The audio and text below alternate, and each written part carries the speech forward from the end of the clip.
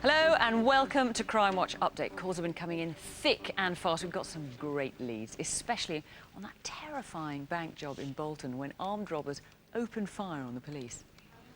On the bank! It won't start! Come on! Come on!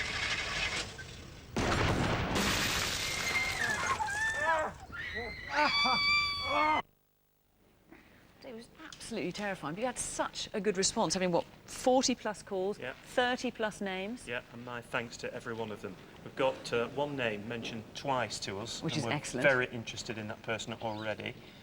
We've received information about one of the shotguns, and we've also received some information that actually a woman was involved in one of the robberies. A woman was involved? Yeah, Now, this is new to you, isn't it? It's new information that obviously we're very interested in.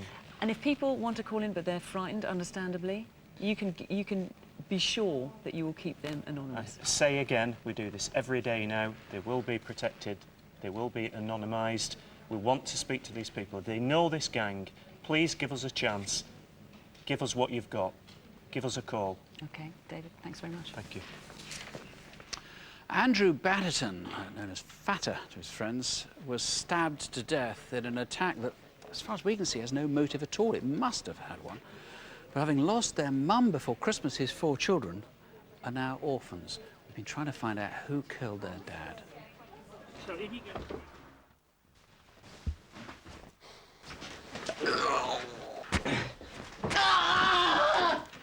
Someone's being stabbed. Yeah. Is he breathing? Yeah, hurry up, please. Can you hear me? What he must have gone through, what he must have thought, and how frightened he must have been. So distressing, and actually you haven't really had the calls you wanted tonight. No, to be honest, we didn't expect a lot of calls tonight. We think we're only looking for 1 or 2 people. And those are 2, or 1 person, whoever it is, who knows who had a grudge against Andrew. That's right. Somebody really hated him, and probably would have told people about it. Yes, we think they may well have confided in someone. Now, you were saying earlier on, if those people don't come forward, you're going to go and find them and possibly do them as a sort of conspiracy on this. I think the story is come and see us before we come and see you. If they do come and see you, of course, they're in for a very big reward, apart from That's right, anything it's a £30,000 reward. And you're guaranteeing anonymity? We are indeed, yes. So come on, it's crazy not to do that. We're also hunting 2 sexual predators tonight. First one who carried out a spate of attacks in Watford last summer. The extraordinary thing about him is he went around without any trousers on. You would have thought that would have been quite easy to identify him. Actually, you've got a long way, Jane. We have indeed. I think he's well and truly been caught with his trousers down. We've had over 35 calls and we've had 8 people given the same name. So tremendous a result, and it's only a matter of time. Then there was the very frightening couple of attacks in Birmingham. One just before Christmas, where a girl had her hands put behind her back at a bus stop, marched and really seriously attacked. Happened again last night to another one. It did indeed. Again, we've had a really good result. We've had 2 callers given the same name, and officers are working on that as we speak. Right. And actually, I know that those calls, one of them at any rate, has given us something which is, well, I won't go into it, but really interesting. Rav, what news on the wanted faces? Yeah, we've got a good steady flow on the faces tonight. Let's start off at the top. Number 1 here is a Bactier Pervace, wanted for deception. We've had a good recent sighting of that guy. Number 2 here is Mark Ross, wanted for making indecent images of children. He too has been recently spotted. And number 3 over there, Herlan Bilali, he's wanted in connection with a shooting in Park Royal last year. And thanks to some of our eagle-eyed viewers, he too has been very recently sighted. The lines are still open, so if we can help with any of those, you've got to get on the phone and give us a call. Now, remember I went to the Hackney estate where Peter Oduwole, or Peter La Cosa Nostra as he was known in the garage music scene, was murdered last year. It seems people are just too scared to come forward.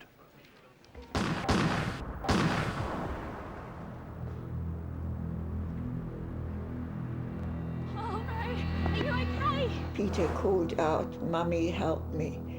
Mummy, help me." If that was your dad, yeah, or your mum, or your brother, yeah, would you want me to call in if I knew? I've got DCI Scott Wilson from Trident, who's actually running the investigation with me now. How's it gone tonight? Yeah, names have been put forward which we're researching, but we still need more information on this green BMW X5. OK. What can we do to get the viewers, just to call in with the information? As I say, we can protect people's identity. If people want to call me directly in the studio and ask for me, then they can do that. Oh, fantastic. And what if people are motivated by money? Is there any kind of reward that we can offer them? Yeah, the Metropolitan Police has put £20,000 reward up for information leading to prosecution. Fantastic.